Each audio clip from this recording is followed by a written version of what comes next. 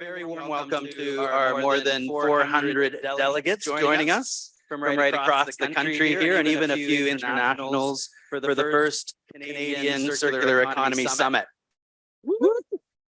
Yes, I love the energy. We had an enormous amount of interest for this event, sort of represented by the fact that we sold out about a month early, mostly through word of mouth. And a real testament, I think, to the growing interest in circular economy as a topic and the accelerating momentum in Canada on this topic and this theme in general. We have more than half of our delegates here in the room that come from the private sector, so startups, SMEs, multinationals, investors, a real demonstration, I think, that circular economy is an emerging business strategy for many. But we also have a real diversity of public sector and policymakers from all levels of government. So thank you for making the time to join us. We have a rich research network and academics, as well as not-for-profits and industry associations. So fantastic diversity, and we really hope this summit provides you with the opportunity to network, make some new connections across sectors, across geographies, across organizations, and really help to accelerate the important work at hand and the work that you're all doing. My name is Paul Shorthouse. I'm the Managing Director of Circular Economy Leadership Canada, and we are a not-for-profit organization that is under the umbrella of the Natural Step Canada. Natural Step, we have been working at CELC to connect Canada's circular economy community and serve as a bridge to similar networks around the world since we launched in 2018 at the G7 Ocean Summit in Halifax. And we have about 70 different partners across our network, right across the sort of different streams of work that we do. We have work streams in agri-food, in critical minerals and metals, in sort of the low carbon economy, built environment space, in supply chain and innovation, and in circular finance. And we work as part of a family of organizations, the Canada Plastics Pact, the Energy Futures Lab, our Invest in Nature's Hub, and our sister organization, the Smart Prosperity Institute, are all part of the CELC network. And really, by working with our partners and our stakeholders to advance this work, we act as that bit of that convening platform. So really excited to be able to work together and our common vision, which is to create a sustainable economy and society that thrives within nature's limits. And couldn't be happier to be sharing the stage with my colleague Joanne St. Godard, who will introduce herself momentarily from the Circular Innovation Council. Thanks, Paul. Good morning, everybody. I, too, would like to welcome all of you for joining us today. We have jam-packed the room. It's really great to see standing room only. And for those of you who don't know, we actually have a waiting list. So unfortunately, we couldn't accommodate everybody. So we certainly hope that those of you who have made it into the room covet your registration and to eke out all the value you can from the very rich and dense agenda that we have put together for you today. So I, too, am very excited about the 2 days ahead of us. As Paul has mentioned, I am Joanne St. Godard. I'm the Executive Director of the Circular Innovation Council. We are a national organization who works in concert with our members and collaboratively with innovators from all sectors to advance Canada's circular economy, mostly by working in the intersection of market interventions and policy development. We have a very deep history in waste elimination, which we leverage to bring together our diverse partners who create market structures for circular products, systems, and services. We look to transform markets through leading pilot projects, creating know-how resources, and supporting policy advancements that will transform at scale. As Paul's mentioned, the response we've received from this event demonstrates our collective recognition for the interest of a new circular economy design that can deliver on our environmental and social values. It's only been 3 short years since Canada brought the World Circular Economy Forum to North America for the first time. And since then, the recognition of its power and potential is extraordinary. This first summit will focus on the nexus between circular economy, climate change, nature, and biodiversity loss, the most important imperatives of our time. We know that half of our emissions and 90% of our biodiversity loss comes from extraction and processing of materials. We also know that CE strategies focused on reducing the demand of those raw materials and new products is the key to reducing emissions associated with production. The weather events that we've all been witness to in all corners of our country are the evidence we need that it's time for a circular economy. We are so pleased that you agree, and we look forward to our collective work ahead. Thank you so much for coming.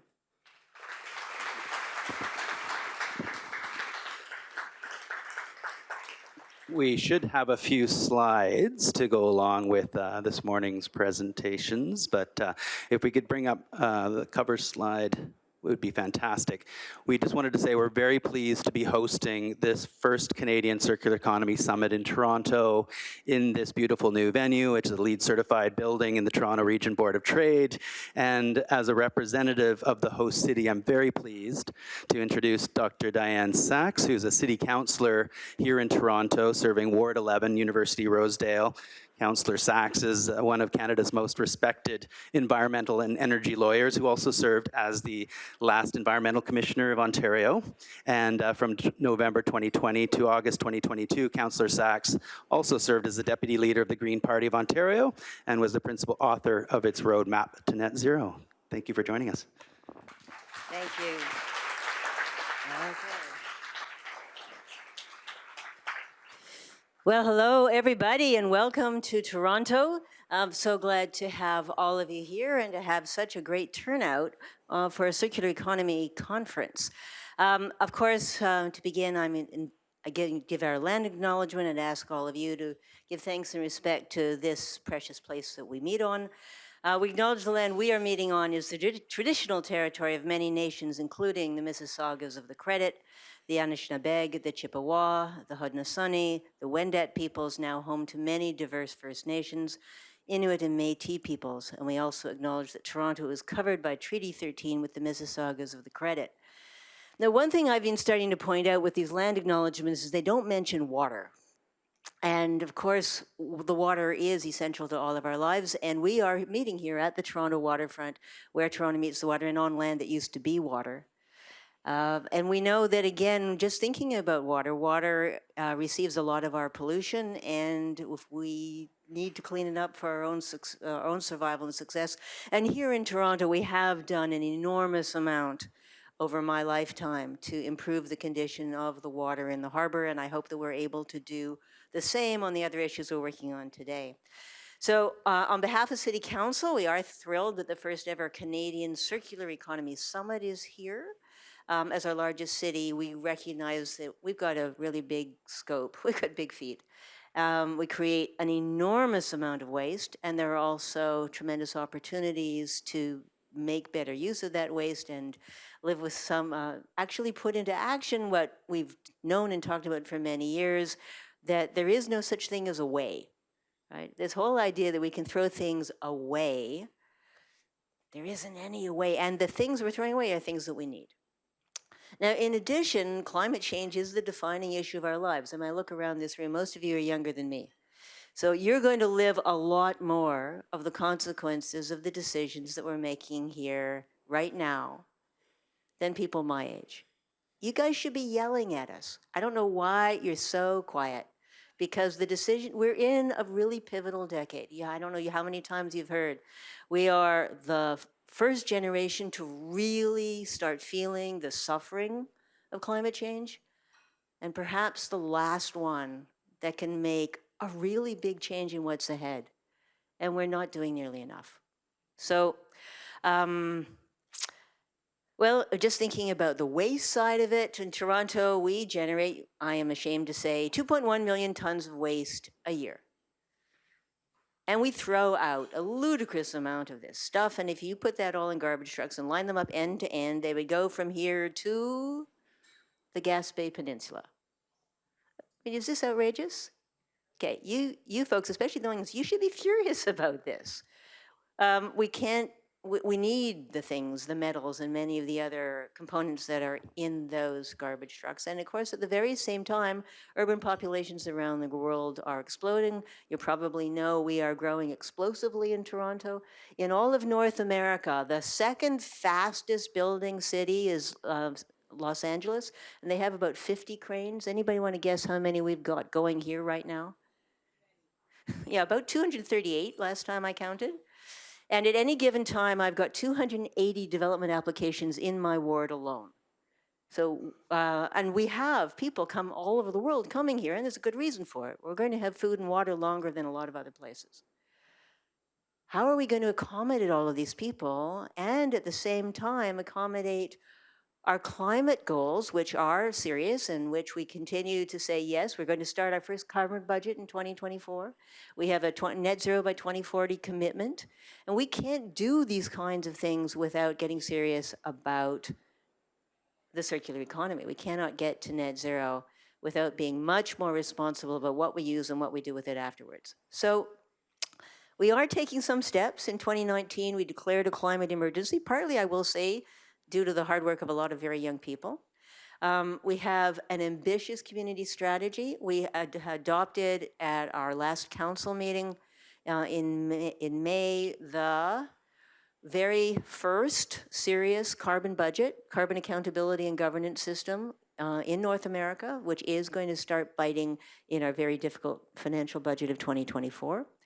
We have, I'm told, the very first city's circular economy unit in our solid waste group. Last week at City Council, I persuaded my colleagues to order our waste department to bring our long-term waste strategy into compliance with our climate strategy. Now, you wouldn't think that would take a councillor, right? I mean, doesn't this seem obvious? But anyway, it's one of the good things about having councillors. Sometimes we can kick people in the rear and get stuff to happen. The staff wanted to do it anyway.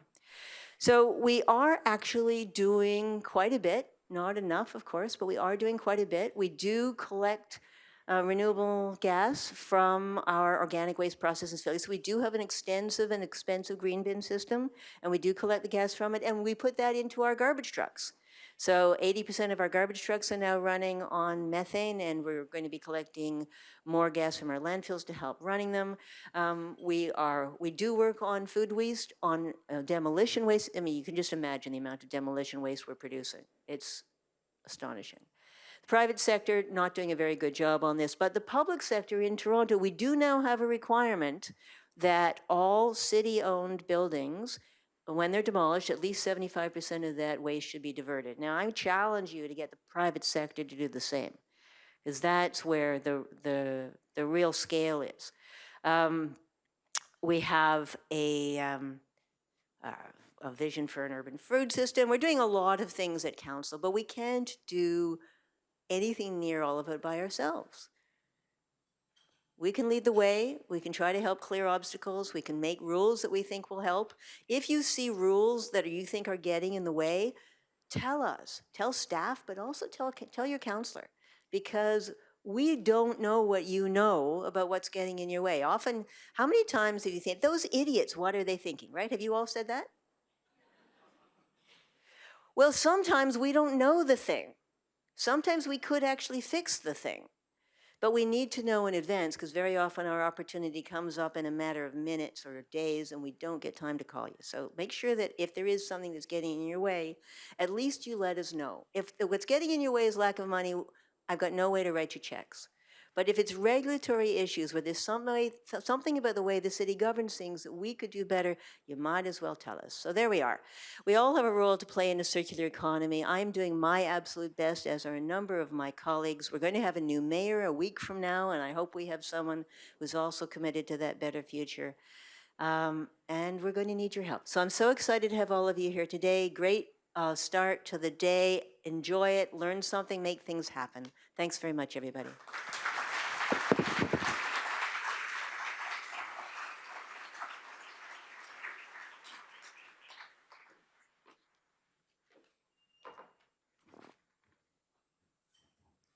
Okay, you heard it here.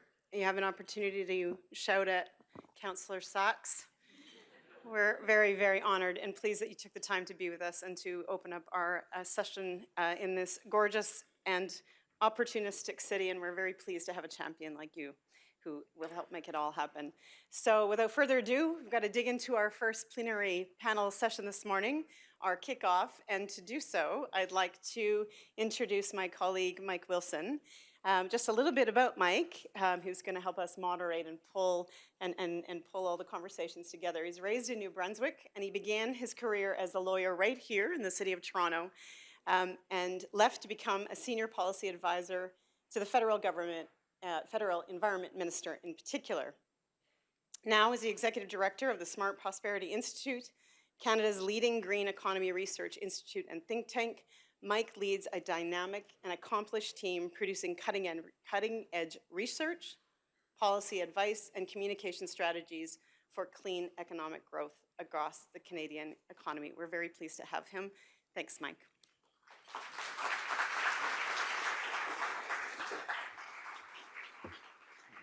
Thanks, Joanne, and welcome everybody. I was just thinking as I was walking here this morning, 22 years ago this month, I was in Japan at a G8 environment ministers meeting on circular economy. It was a tiny handful of waste management companies and the waste geeks from the federal environment departments, and we felt like a pretty lonely bunch. I would never have imagined that 22 years later, we'd be selling out a room that wants to talk about these issues, and we'd have the level of corporate leadership and government leadership we have trying to take this on. It's truly inspirational. I think we've got a really great lineup for this plenary you're about to do, and I will very quickly hand it over to my colleague Matthew Fraser, who's going to, from Circle Economy Group, who's going to walk us through a really fascinating presentation.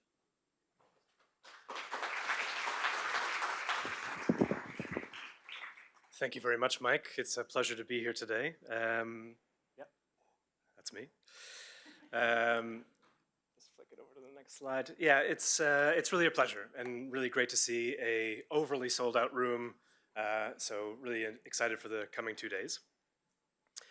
We live in a unprecedented time, and I think Councilor Saxe was really highlighting the scope of human activity. Clearly, you know, when we look around the globe, that's definitely the case. In an effort to halt climate change, we're embarking on the complete transformation of our global energy system. We aim to do it in a few decades, and this is a truly gargantuan feat. I think more and more we're hearing over the news that it's going very well. But I think taking a bit of a step back, really how we navigate that transition is really critical. In the pursuit of renewable energy technology, we're also looking at energy storage and the entire infrastructure that needs to be modernized. And I think without really a deep understanding of materials, it's quite a critical risk that we carry on a form of materials blindness. When we look at,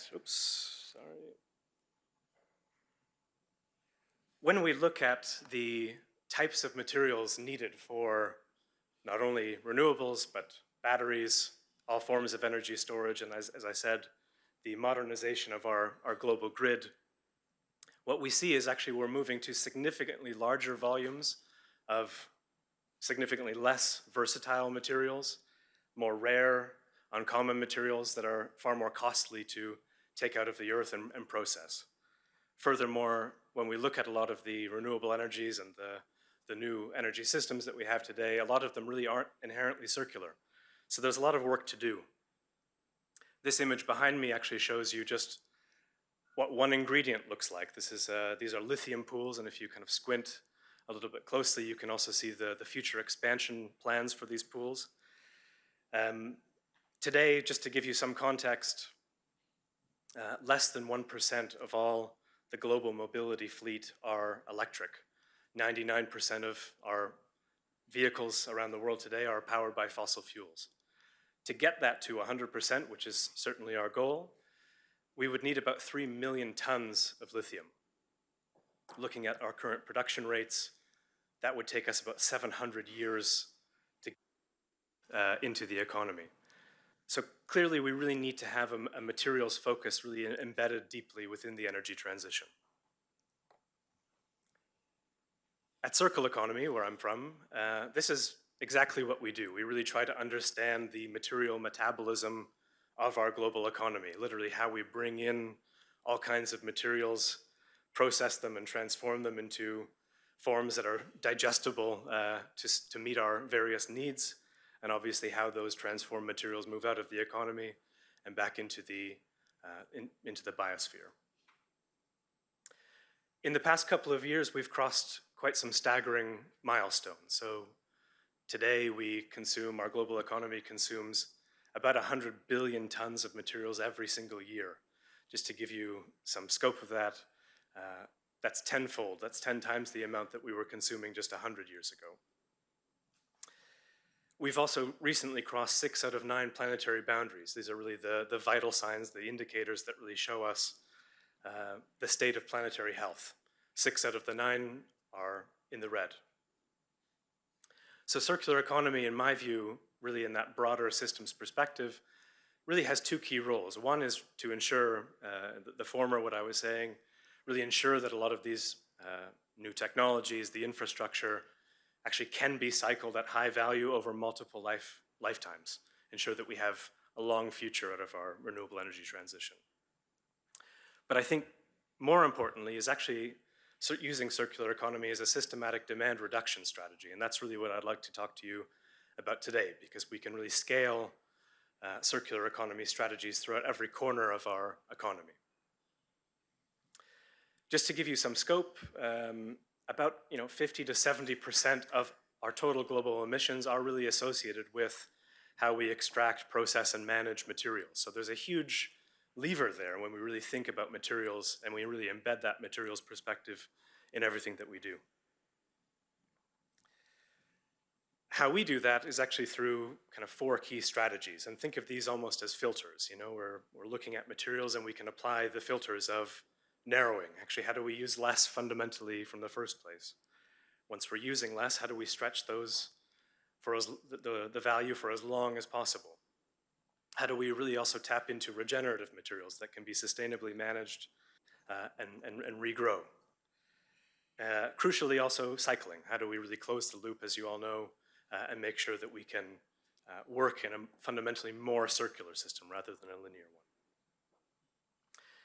I think what I'd like to impress upon you today, and I'd like to just go through a few examples, is the compounding effect. So each one of these levers is incredibly important, but if we imagine sort of stacking up these filters and compounding the effects of each of these strategies, we can really have a disproportionate leverage point in terms of how we really suck the most value out of materials once they're in our economy.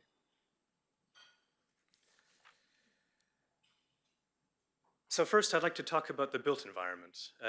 Actually, if we look here in Toronto, 55% of the city's total emissions actually comes from the standing stock of buildings that are around us here today. That's actually the case for most cities, and you can find that most cities are actually quite inefficient in terms of their building stock. If we were actually just to target the standing buildings that we have here today through deep energy retrofits and renovation, it's estimated that we could actually reduce the total emissions, by about 80%. A really great company called Salmon Passive House, it's a Canadian company doing just that. And not only can we save the energy from utility bills, but we can actually save homeowners' costs up to about 85%. So it's really not only an environmental strategy, but also a really cost-effective strategy for us. Of course, we still need to build new. Here in Canada, obviously, we're extremely familiar with building out of wood. That's not the case actually in most of the world, so it's quite a special strategy here. And I really wanted to highlight that, wood being obviously a regenerative material, but often a carbon neutral material. A company actually out of the UK called Top Hat Homes really combines that strategy through highly engineered wood products, but also through really highly efficient precision manufacturing. So not doing on-site construction, which we're kind of typically used to seeing, but actually really bringing that into the factory floor, really making tight tolerances, airtight envelopes, mechanical fastenings that can easily be disassembled at the end of life. It really is the future in many ways of manufacturing. What they're also able to do is really model sort of digital twins of everything that they're going to build and really optimize how space is used. And one thing that I've seen some interesting studies on quite recently was really looking at actually how we could share infrastructure, even like laundry, kitchens, shared office spaces. Actually, it has a really whopping impact on the operational efficiency of buildings. Finally, we have to address the waste. There's a really good example if everybody just looks to the adjacent block there. But I was recently actually in Switzerland for a conference and having a really interesting conversation with a company called Holcim. They have a new technology that's quite portable. They can bring that to demolition sites all around the world. And what they're able to do is actually cycle 100% of concrete. They're able to actually pull apart the cement, the glue from the aggregate, and then from that, make new ingredients and actually upcycle that rather than downcycle or even lose the value. So that's quite an important innovation, also considering the carbon implications of creating new cement every year. Obviously, we need to address mobility systems if we're going to talk about carbon. Mobility systems producing about 1/3 of global greenhouse gas emissions. And I think one thing actually to look at first is the regenerative capacity of human transport. It's estimated about 2/3 of people will live in cities by 2050. That's a significant amount. And I think it's entirely possible that we build cities in a way so that essential services can actually be commonly accessible for people by walking, cycling, or at most public transport. Consider that half of all trips are within 5 kilometers. If you were to cycle or walk, it's estimated that your individual carbon footprint associated with transportation could be reduced by 70%. That's a huge amount already, just by having things around you at a convenient arm's length. We can also look at more fit-for-purpose use of electric vehicles. Obviously, there are a huge amount of apps allowing for ride sharing, car sharing coming to the surface. And I think this really paves the way for kind of giving you the type of mobility that you want at the very moment without necessarily a lot of the burden of ownership. One company that I'd like to highlight here is Link & Co. It's actually really kind of cracked, I think, quite an interesting model here, which is a subscription-based model where you're actually incentivized to share more, and what you get for that is paying less.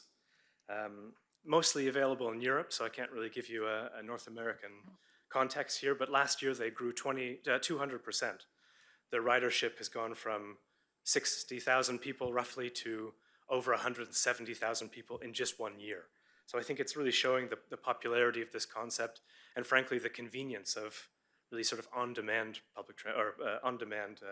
EV transport. Crucially, we really need to close the loop on EV batteries. So that really was the lithium example that I was giving you in the beginning. I'm proud actually to say that there's a Toronto-based company called Li-Cycle, really the first company that I've seen anyway, offering up a viable solution to lithium-ion battery recycling. They're claiming that they can recover up to 95% of the materials in the batteries. And I think crucially, they do this through a wet chemistry process that actually is not very energy intensive. It does not require a lot of heat and necessarily a lot of emissions to do that. They're able to do this by producing very low volumes of wastewater and very low emissions. The final example that I'd love to walk through with you today is the global food system, also producing about 1/3 of global greenhouse gas emissions, mostly coming from land use change, but also crucially impacting biodiversity and a lot of other things that we care about, water quality, which was also mentioned earlier. I think one thing that we can look at is narrowing strategies. So what are actually the sort of high impact food products that we all consume around the globe? There's a Thai business called Global Bugs, produces cricket protein. It's very cost effective, a complete source of protein using 1/6 the amount of feed, 1/1000th the amount of water, and 1/20,000th the amount of land. Really staggering numbers when you consider how that could scale. Now, obviously, I'm aware that I'm speaking to a Canadian audience, and this is not the most appetizing thing to think about, but I think, maybe just think a minute, where do we really get our protein if you imagine the sort of full scope of our diet? Protein shake in the morning after a workout, protein-enriched foods. Also consider that domestic pets consume about 20% of protein globally. So clearly there are really obvious markets where this type of strategy can really have an obvious and effective role.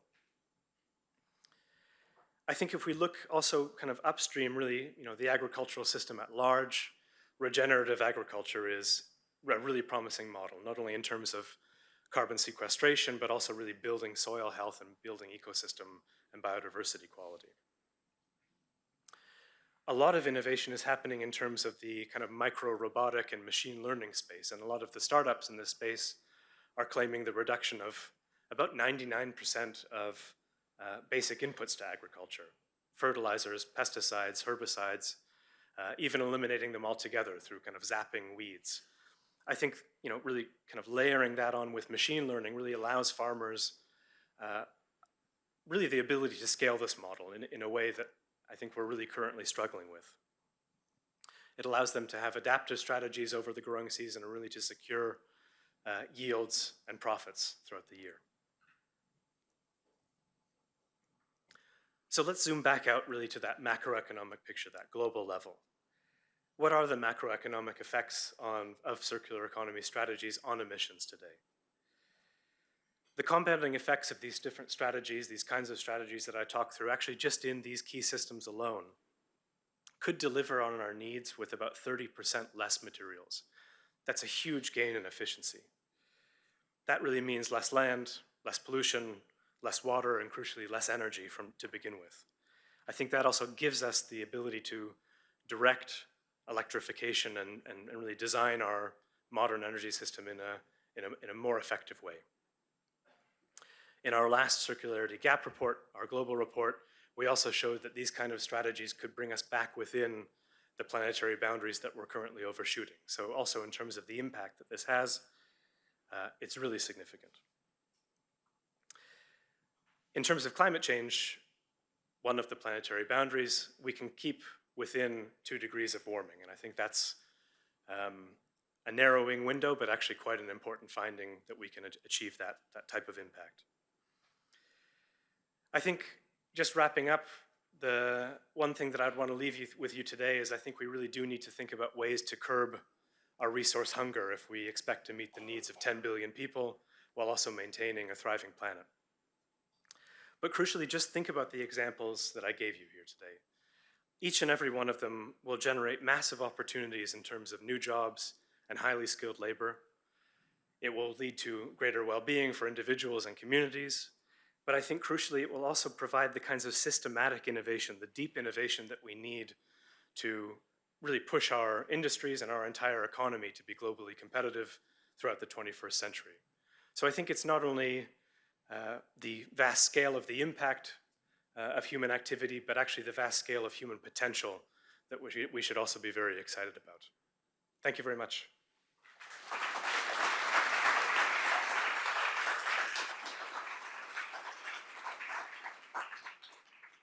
What a great note to leave it on, the vast scale of human potential.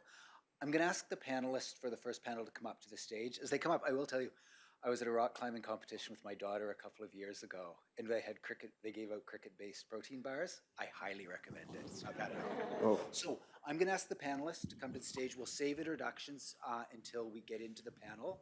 But as they make their way here, I am going to introduce Minister Stephen Guillbault.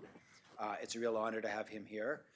For those of us who've been in this space for a while, we know that he has a long history and a deep knowledge from before his time as a politician and a very ambitious and deep agenda that he's advancing as Minister of the Environment and Climate Change.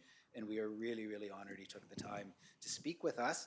And depending on timing, he may be able to stick around for a little bit of question and answer period. He has a very firm commitment in the House at 10. So he will give us some opening remarks. We'll go to the panel, and then we'll move into a question and answer period.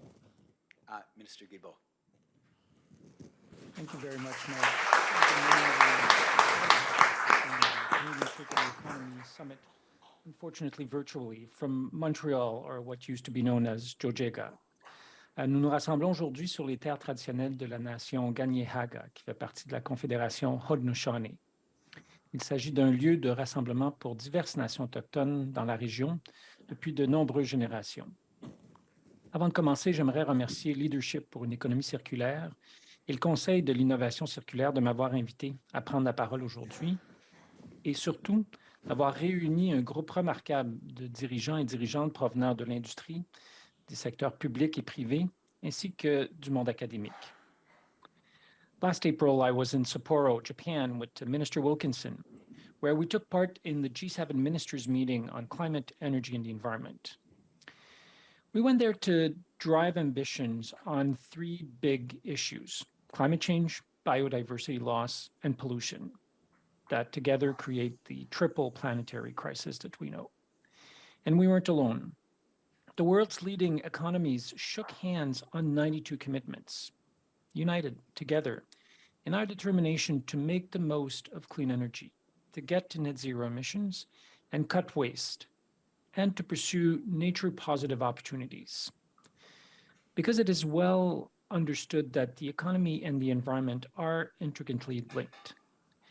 It's also becoming more clear every day that smart action on the triple planetary crisis can grow the economy, create good jobs, and help ensure a more sustainable future for everyone. That means achieving net zero emissions by 2050, or maybe even earlier. And powering that success will be a net zero grid that lights up our businesses, supply chains, and economies, electrifying heavy industry and transportation, and heating our buildings, delivering clean air, healthier lives, and clean energy jobs for communities across the country. We already have an electrical grid that's not 84% non-emitting, but moving towards net zero by 2035 is essential. Investors are looking for cleaner energy supply chains. They're increasingly interested in companies that are at the forefront of critical minerals, technology linked to batteries, hydrogen, and solar. And because these power industries of the 21st century are being developed at a time where we really do understand the connection between environmental and economic success, we can build them out using circular economy thinking. According to the International Energy Agency, and I quote, global investment in clean energy is on course to rise to $1.7 trillion in 2023, with solar set to eclipse oil production for the first time ever. Canadians are finding their place in the EV supply chain. Just last month, we saw Nemaska Lithium sign an 11-year deal with Ford to supply lithium for electric car batteries. Ford will be the first customer purchasing up to 13,000 tons annually. There are so many ways to make us more competitive by greening our supply chain. Par exemple, notre vaste secteur du transport maritime joue un rôle important dans la prospérité économique du pays. Qu'il s'agisse d'acheminer des produits vers les marchés internationaux, d'importer ou d'exporter des biens, ou d'accueillir des visiteurs dans nos destinations touristiques situées sur nos régions côtières. C'est pourquoi le Canada a élaboré un cadre national pour les corridors de navigation écologique. Ce cadre permet aux parties de travailler ensemble pour éliminer les gaz à effet de serre, tout en luttant contre la crise climatique. In May of last year, I visited Lithium Recycling, a Canadian battery recycling factory. So Matthew, there's another example here in Montreal. Lithium told me that their process of recycling lithium-ion batteries recovers 95% of battery minerals, minerals that can be treated and reused by battery manufacturers.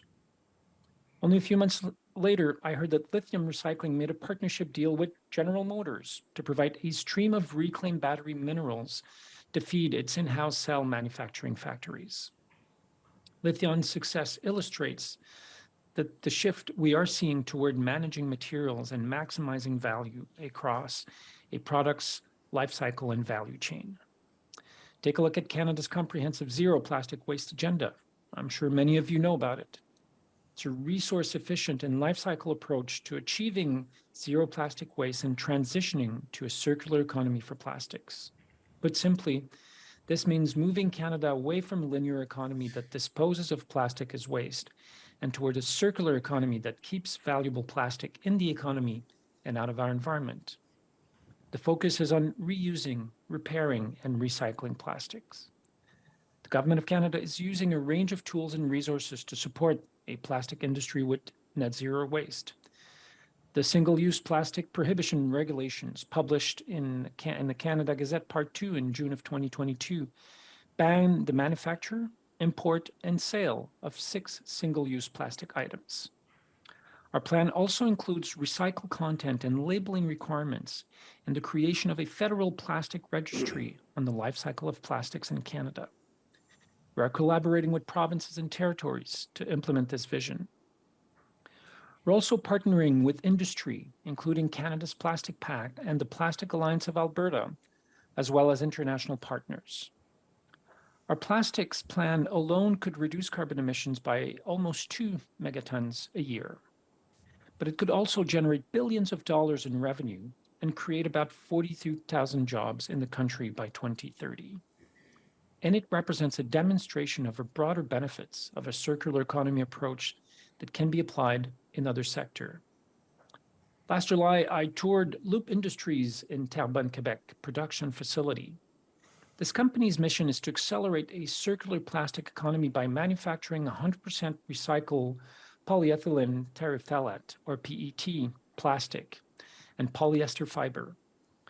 Loop demonstrates how Canadian businesses are contributing to a more circular economy by reducing plastic waste and recovering waste plastic for a sustainable future. We need to extend these efforts beyond plastic waste. We need to transform our entire economy from a culture of overconsumption that relies on a linear process towards more circular and sustainable approaches, such as recycling, repair, and reuse. Businesses and industry are recognizing that it's not just about the environment. There are also social benefits, such as creating a more sustainable economy. And there are economic advantages as well as job creation. Businesses are launching product buyback programs that recover usable materials or create new materials from product waste, like turning pulp and paper mill waste into renewables plastics or textile. Remanufacturing, refurbishing, reusing, repairing products generates about $56 billion each year and supports over 300,000 jobs in Canada. That's one of the reasons why we're working with Canadians, Indigenous peoples, industry, provinces, territories, and communities, supporting the creation of new economic opportunities to keep the value of our resources in the economy and out of the landfill. And that's why we're seeing Canadians setting up and using tool libraries, car sharing, and repair cafes. It's happening more and more here in Canada and across the world. A little over a year ago, I visited Ghana and took a walk on a beach that was literally ankle deep in plastic waste, washed up from distant shores, including coming from Canada. It was haunting. But what gave me hope was visiting a business that dedicated to repurposing polyester materials into pillowcases and other products for local population. I saw both the scale of the problem, but also a path to a solution in a matter of a few hours. And I know there are so many opportunities for so many possibilities for new opportunities for sustainable economic growth while supporting net zero strategies. Circular business models can benefit small and medium-sized enterprise, as well as large industries, by increasing efficiencies, finding cost savings, and generating new revenue sources. They can also help reduce environmental impacts, green supply chains, and create jobs, all while contributing to a more competitive and resilient economy.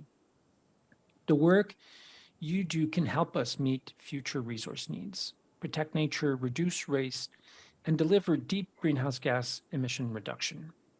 That's what a circular economy is all about. I admire your dedication. Your contributions are important to our progress. I wish you all the best in the event and discussions taking place over the next 2 days, and look forward to learning more about what you take from here. Thank you very much. Merci beaucoup.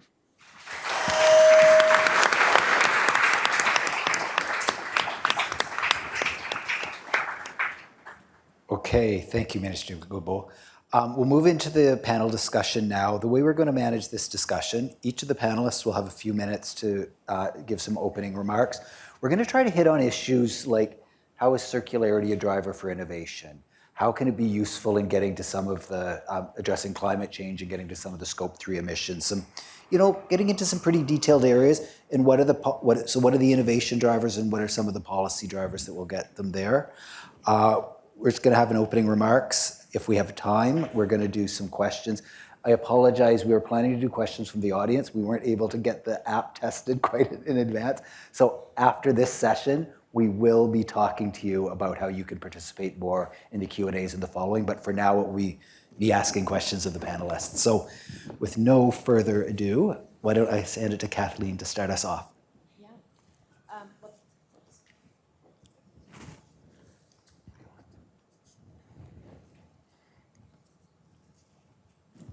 Much. It's my pleasure to be here today.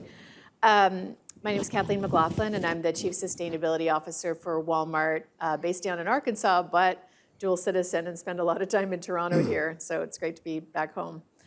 I think it's been said so many times today about how there is this intersection between circularity, elimination of waste, and what we need to do to stay within a 1.5-degree world in terms of climate, and what we need to do to conserve 30% of the Earth's surface for nature, restoration, regenerative approaches to nature, and so on.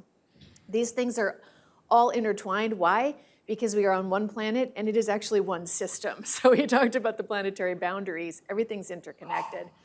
I think one of the most exciting things that's happened in the last, 5-10 years is people awakening to these facts all across society, including in the business sector. So at Walmart, we've been working on our science-based target to reduce emissions since about 2017. And one of the platforms that we have is a partnership platform with our suppliers called Project Gigaton. That platform has 6 arenas for action on climate, several of which have to do with circularity. So the arenas for action are energy, transportation, packaging, waste of all kinds, product design, and reuse.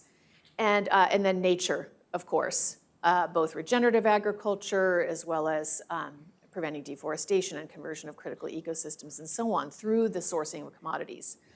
So that platform, we've got about 2,600 suppliers who've been heavily engaged on that in packaging and waste alone, which have a direct impact on emissions as well as nature, as well as waste of critical materials.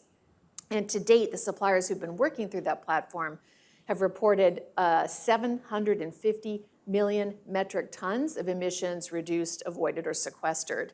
So these are very specific business strategies that companies are carrying out to work toward elimination of waste, as well as reduction of emissions, as well as conservation of nature. For Walmart, that's an important part of our strategy.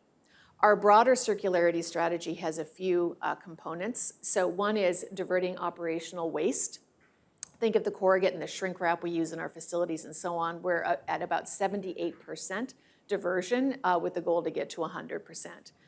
Primary product packaging. So I mentioned working with suppliers, very specifically trying to get to 100% reusable, recyclable, compostable, to reduce the packaging footprint by 15% in terms of virgin plastic, and also to get to 20% recycled content in plastic packaging. So a whole host of strategies around that. It's things like taking table tennis packaging and removing plastic entirely, for example, or removing harmful materials, collaborating with other companies to come up with the golden design principles, and again, engaging each of our suppliers to adhere to those, which is not only reducing material, but systematic substitutions of materials to things that can be completely recyclable, avoiding harmful materials and so on. Reuse and refill models. We're working on a pilot right here in Canada with TerraCycle and L'Oreal, all stores across Canada, to take back personal care items, cosmetics, and so on, that packaging, to reclaim it, and the minister alluded to some similar things with Loop and so on. In BC this summer, we're piloting taking back all flower pots with a firm there called Rainbow Greenhouses to repurpose them, reuse them, sort of like the beer bottle example, which we've had for many years in this country. So many other things we could talk about. Secondary packaging. So fit-for-purpose packaging for e-commerce packages, moving out of plastic mailers to paper mailers. We're experimenting with opting out of plastic bags for grocery pickup and grocery delivery. And of course, in Canada, we moved ahead of legislation or regulation to eliminate plastic bags. We did that back in March of 2022. Food waste quite a bit upstream with suppliers, on fields, as well as with customers, education and labeling, standardizing best by dates, use by dates. And then importantly, products, circularity of products. So we have about 6.8 million listings of reused items on our e-commerce platform. We have a partnership with 300 marketplace providers to do what's called Walmart Restored. That's electronics items, bringing them back and getting them repurposed and selling them. So we're trying to do in every aspect of our business, food materials, technical materials, and so on, closing that loop, reducing the footprint in the first place, and making sure all materials are recovered. Thanks, Kathleen. Mike. Big numbers. I'm Mike Greidanus. I'm the president of BGIS Canada. We manage buildings, and for many organizations you may know, federal government, provincial government of Alberta, Ontario. That's about 40% of our business. We also manage buildings for 3 of the 5 big banks, for 3 telcos, for Hydro One, a number of large organizations. And all told, we manage approximately 300 million square feet in Canada. We're a global company growing in Australia, the UK, and we're a Canadian company. So we can do a lot here in Canada. I do want to say, as you say, about being ahead of the curve on plastics.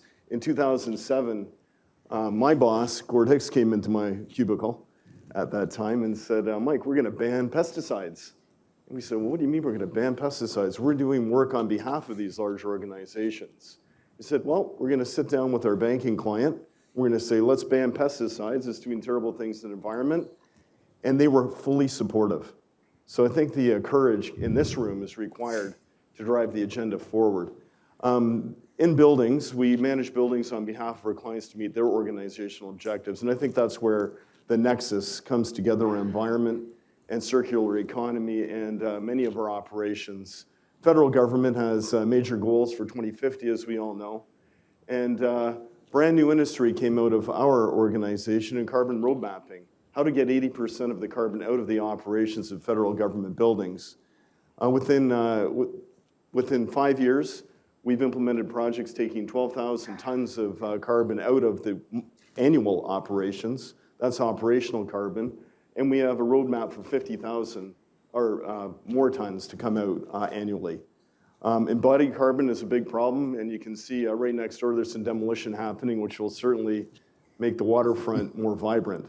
But embodied carbon is a major challenge. 3 projects for federal government. I talk about federal government a little bit here because I really do believe that the work of government in regards to giving us business cases for private sector is essential.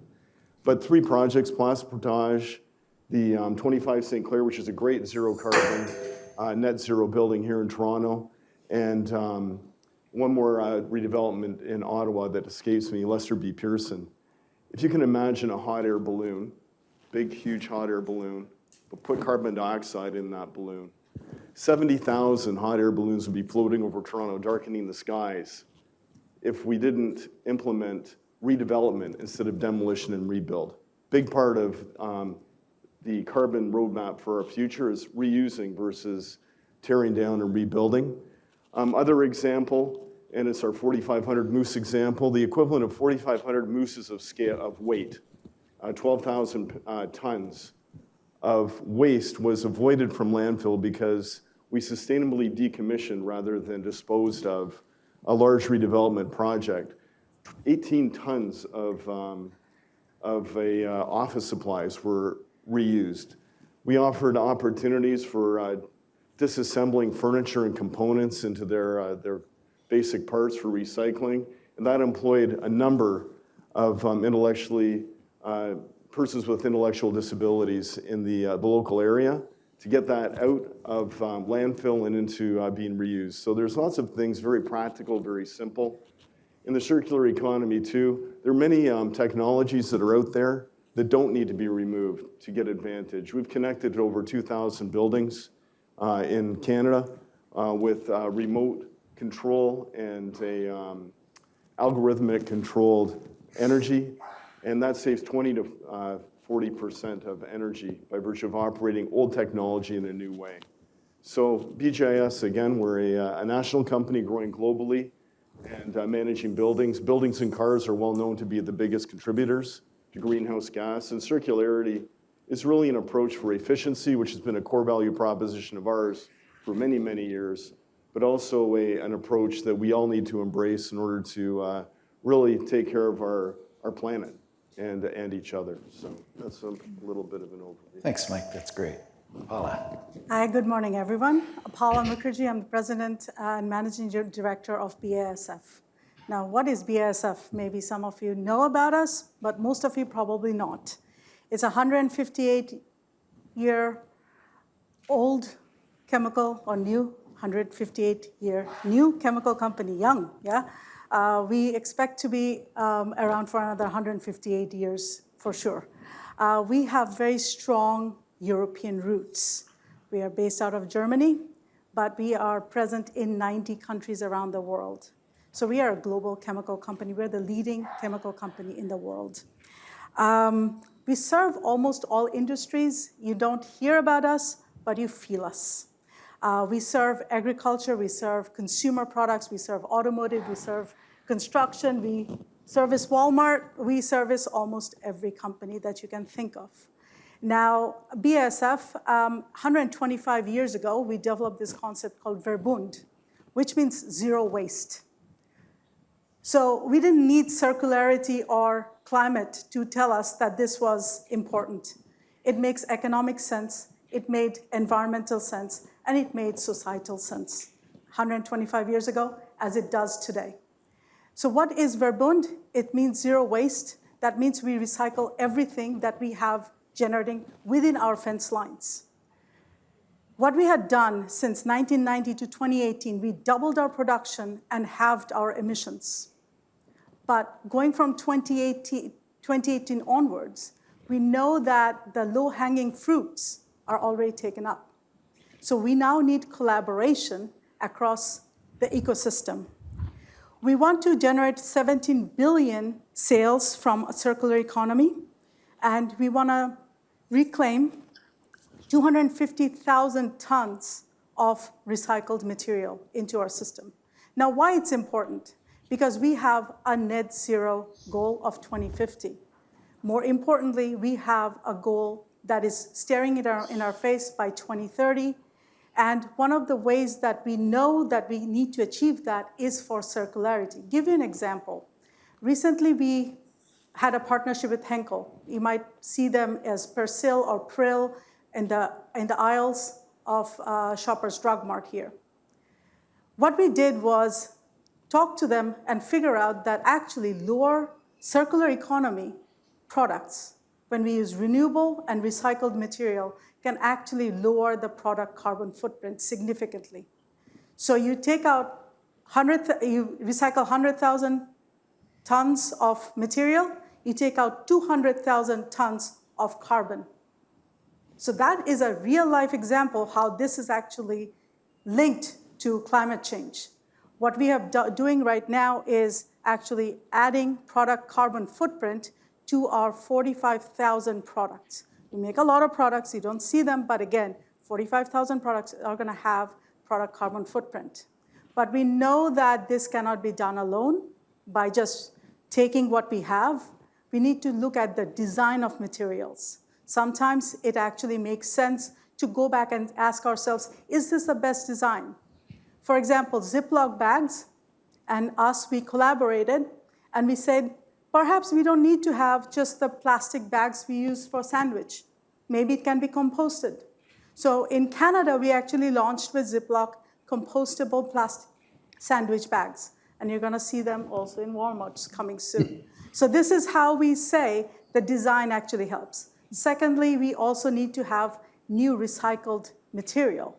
And that we can generate from chemical recycling, from plastic circularity, from mechanical recycling. We also need to have new business models.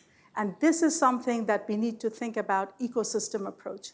We cannot solve this by ourselves. A great example is our work in Alberta called a project called ResiChain, which is a digital technology, blockchain technology, married with a physical tracer to help plastic circularity. Now, we did it not by ourselves, because we know we can do certain things. but we need the entire plastics value chain, folks, because the problem starts at the reverse logistics. When you and I touch the plastics, that's when the problem starts. That's where contamination comes in. That's where the problem of the linear, going from linear to circular, really we need to crack that nut. So we have people like Alberta Innovates, we have folks like Cascades, we have brand owners like Layfield and Nova Plastics and BASF. All of us together are figuring out how we can bring the plastics into more circularity. And that actually requires, and I'm looking to Minister Guillbault, this is where we require government, NGOs, as well as private sectors to really come up with solutions together. Otherwise, we're gonna stare at this problem 10 years from now, and we'll have no solutions, folks.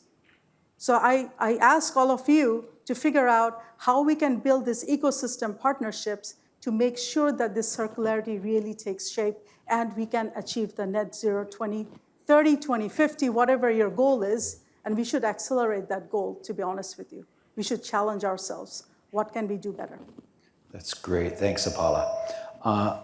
I'm respectful of Minister Guilbault's time. I know you have a hard stop at 10 o'clock, so I'm going to try to squeeze in one question for the whole panel, but I'll give you the chance to ask first. And it's going to actually go right from where you left us off. One of the appeals of circular economy is, of course, it's seen as a business-led concept. That said, can you speak to what type of policies or what type of partnerships you need to really realize the potential of circular economy? Mr. Guillbault, would you like to speak first to that? Briefly, yes, thank you, Mike. Well, I mean, I think many have spoken about it, but no one sector of our society can do this on their own. And certainly from a government perspective, we need to lead by example. I was talking about what we're doing on plastics. The ban is coming into force tomorrow on 6 single-use plastic, but obviously we won't ban our way out of this. So we've completed the consultations on the 50% recycling plastic content for plastics, as well as for labeling. So we will be moving in the coming months with draft regulations on these, but it has to be a partnership with industry, with academics, with NGO. And clearly there's a real appetite in the public, certainly when we're talking about things that are very visible to them, like plastics. I mean, for many people, climate can be a rather abstract thing, unless you can't breathe because of forest fires, which fortunately doesn't happen too often. But most of the time, people have a hard time grasping an issue like climate change. Plastic pollution is very real to them. They see it all the time, and so there's a lot of, certainly as a politician, I hear it at the door, on the phone, and whenever I meet folks in the streets, like, this is something they care deeply about. So I think we have a great social license together to work and to find those solutions. And yes, you know, there obviously there's a number of different things that needs to happen. And from a government perspective, it needs to be, you know, some kind of careful balance of carrots and sticks, providing plastics producers and innovators with the funds necessary to move towards a more circular production. But regulation also has a role to play in terms of making sure that there is equal footing for all players in the field across the country, happening at the same time. Great, thank you. Let's continue with that theme of carrots and sticks. So from business side, what type of incentives do you need? What are you seeing coming from the market? What type of policies would help you do more than you're already doing? Who wants to take that first? Did you want to go first? You had an interesting point earlier. Oh, so do you want me to go? Okay. So carrots and sticks. I mean, one of the things that we have seen in Canada is that there is, I mean, you don't want to over-regulate. You don't want to over-legislate. You want to provide a framework within which you can operate. That's very, very important, because then at least you have a certain target, a certain objective, a certain goal. How do you get there? We don't want to have 17,000 pages of what's happening in the Green New Deal in Europe to transfer over across the ocean, because that's one of the disaster ways of that's too much of a big stick, yeah, without any carrots. So you have to have the proper balance, proper carrots, proper sticks. And one of the ways that we want to have is that what we see in Canada, especially with the Resi-Chain project that we are undertaking, is that the government is actually willing to talk to us. There is an appetite for looking at innovative solutions. We are also we have BASF Venture Capital, who's helping us figuring out who else is operating in this space. What are the incentives that each one of the players have? And the ecosystem is actually developing quite rapidly. And the problem is that sometimes you don't have the right players. You have to bring them together. And this is where I think government can play a bigger role in helping us putting that ecosystem together. We as industries, we operate within our fence lines. BASF has been doing that for 158 years. Now we are venturing outside and we are trying to say, help us solve the problem. And one of the things that you sometimes can do it as individual partnerships, like we have in Europe, we have 30 million mattresses going into landfill every year. Well, we started to say, hey, why can't we deconstruct it and get polyols back? Well, that's what we're trying to do. That's material circularity, but that's very small. We have different types of material circularity, small ones, that we call it the micro, the mini, and the macro. For the macro ones, we definitely need proper incentives and proper legislation.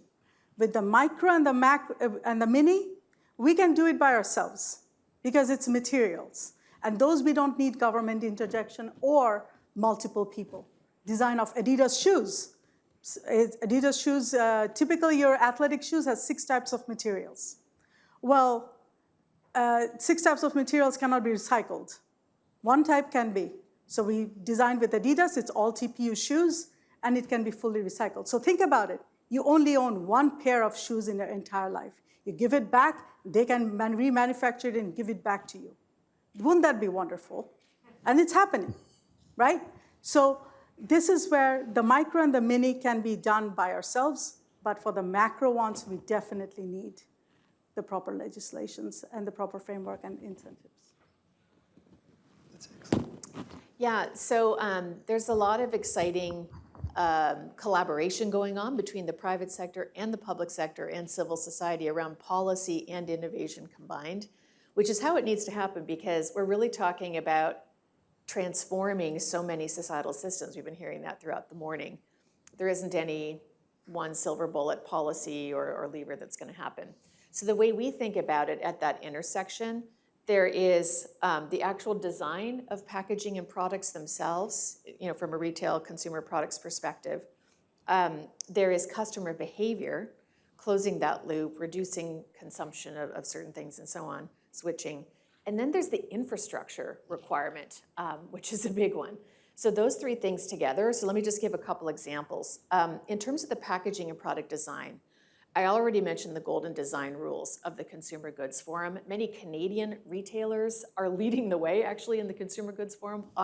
Our friends at Loblaws and Walmart are sort of co-leading the coalition at the Global Consumer Goods Forum on this topic, interestingly, for the world. So 2 Canadian companies on the retail side. So I would really invite people to take a look at those golden design rules. They're very practical. That's what we're using with our suppliers to try to get conversion on packaging.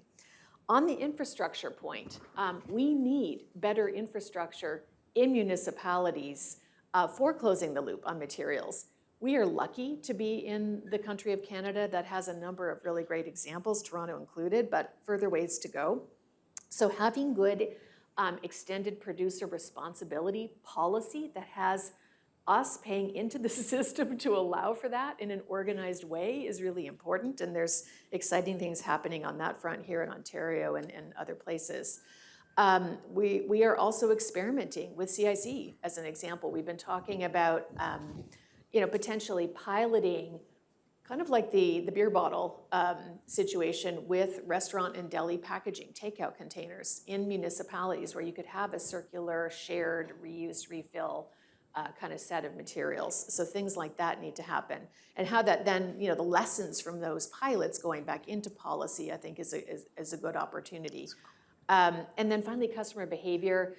If the infrastructure is there and the designs are good in the first place, you're really enabling the customer, but there are other things to do as well. So the minister talked about labeling. We've already done that at Walmart in our private brand packaging globally, where we've got a how to recycle label that we have asked our suppliers to adopt that's very specific, coaching the customer of what do I do with this package? What do I do with the lid? What do I do with the container? Do I have to peel the label off, the shrink wrap? Like, how does it work? And obviously, we're trying to improve the packaging to make it even simpler, but having that customer education, so right on the package itself, right on the label, and then customer education campaigns. So these things working in tandem. I guess one other thing I'd say is in the States, through philanthropy, we've invested quite a bit in building out infrastructure through impact investing. There's something called the closed loop fund that we started with some packaged goods companies that invest in municipalities to build out their material recovery facilities. And then we've also invested through the recycling partnership into building out capacity that would allow certain types of plastic, HDPE in particular, to be recycled, to get to widely recycled status. So we could have PET and HDPE being handleable, and then get out of all the other stuff, get out of PVC, get out of polystyrene, and so on.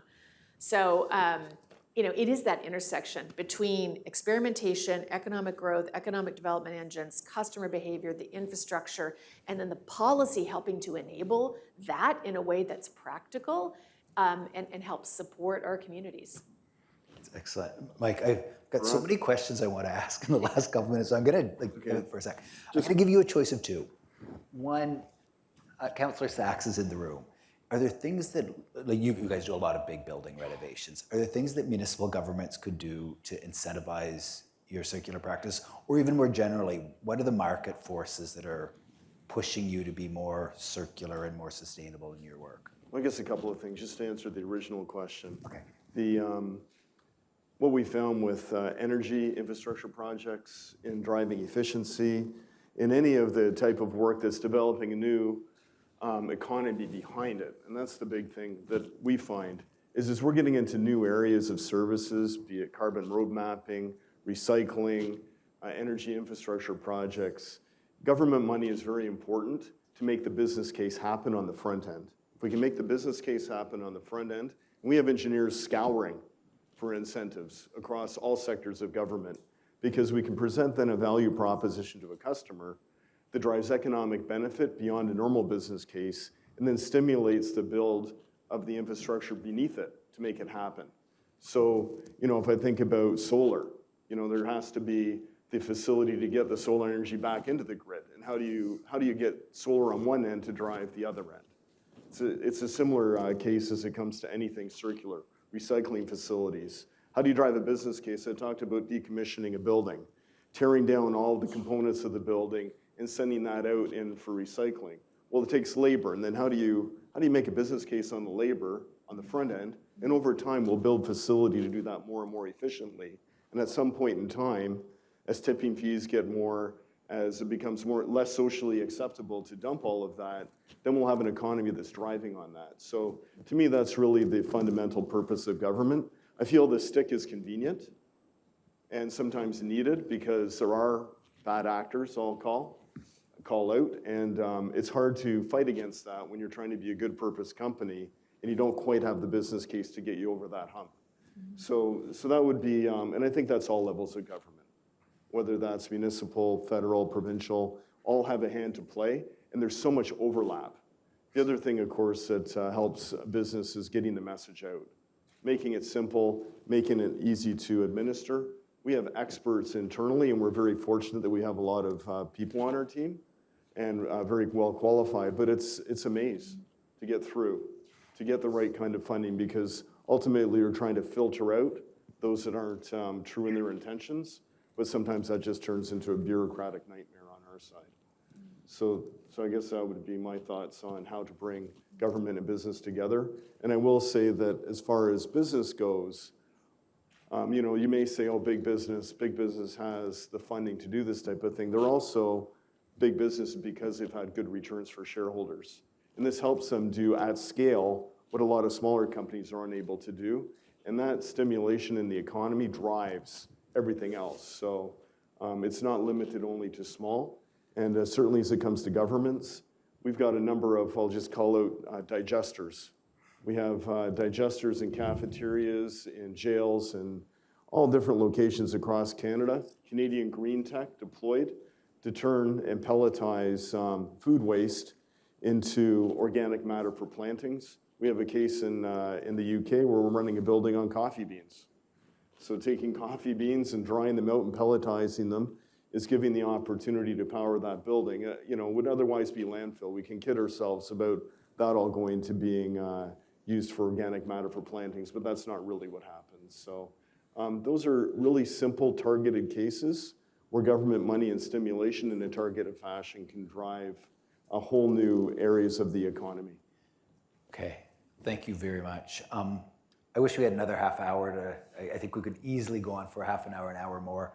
It's really inspirational, both what you guys are doing and the awareness and openness with which you're able to talk about what else you need, what partnerships you need, what would help you. So thank you, that was a great discussion. I think you'll be around for the day, so lots of time to chat with you, but thank you very much. This was great.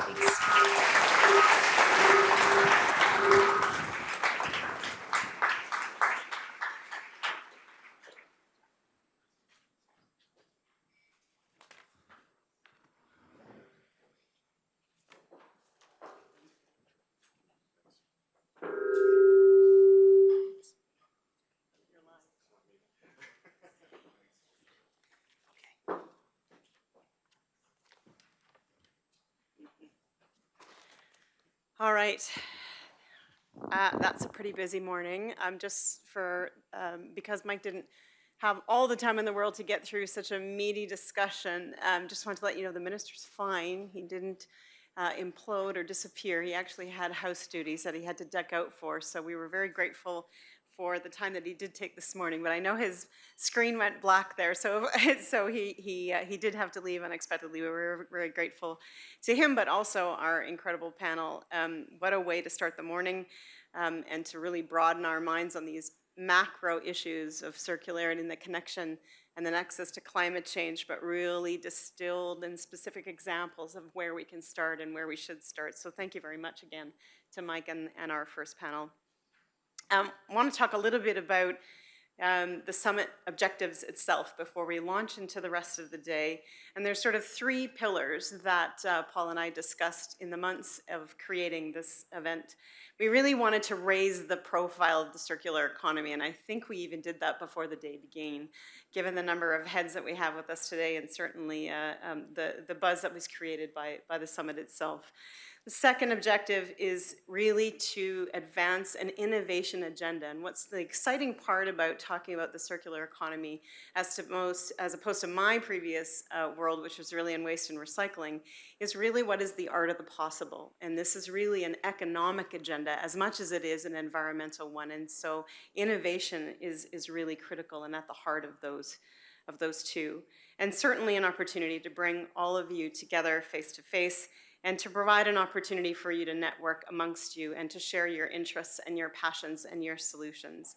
So really take advantage of the breaks and the lunches and the opportunities to do that. This event was really an outcome of a collaborative efforts between us as CIC as well as CELC, of course. But we had a diverse planning committee that we checked in with that gave us rich feedback throughout the whole entire process, as well as more than 25 sponsors. So just because you've been sitting a little bit, if you're involved in that planning committee and you're here with us today, as well as our sponsors, if you could stand up and we'll give you a little round of applause for your supports for the 6-month time. Thank you very, very much for all of your help. We really, really appreciate that. So we're pretty excited for what you have in store over the next 2 days. The summit will provide space for dynamic discussions, knowledge sharing, And of course, already we're starting to drive change. On day one, we will explore practical solutions, showcase Canadian success stories, and also identify the barriers that need to be overcome. On day two, we want to focus on scaling those innovations, scaling those great ideas to tackle the barriers that we identify in today's discussions to start accelerating the action that's needed. And part of this will be an opportunity for you as delegates to interact and contribute to a forward-looking action plan, which we will tell you more about tomorrow. We urge each and every one of you to actively engage in the deliberations, to challenge conventional thinking, and to seize the opportunities presented by the circular economy. So the tone of the morning has been more presentations and panels, which has really helped to inspire a little bit some of the thoughts in the room. But we do want to just reinforce that we want to make this a very interactive and an opportunity to give you the space to connect with colleagues and new faces as well. And really it's by working together where we can unlock the full potential of the circular economy and bring that transformative change. So we're gonna, in just a moment, we'd like to invite you to take part in a brief exercise, an icebreaker exercise, where we'll ask you to stand up and find someone in the room that you don't know, not too far from where you are, but introduce yourself, share one thing that you hope to get out of your time here at this Circular Economy Summit. Take a moment to share and a moment to listen. And we're gonna use a technique to bring the focus back into the room here in a moment. And essentially, we can use this over the next couple days in our breakouts and in different sessions if we need to call attention to the room. Imagine the person at the front of the room, when their hand goes up, that a string is attached to the bottom of my chin. And so that shuts my mouth, and that will work around the room. And when I put my hand up, I'd like to see everybody's hand go back up. And that's when we'll know the icebreaker networking opportunity here is wrapping up, and we'll bring the focus back to the room. So please take a minute, stand up, stretch your legs, say hi to someone that you haven't met before. Take a moment.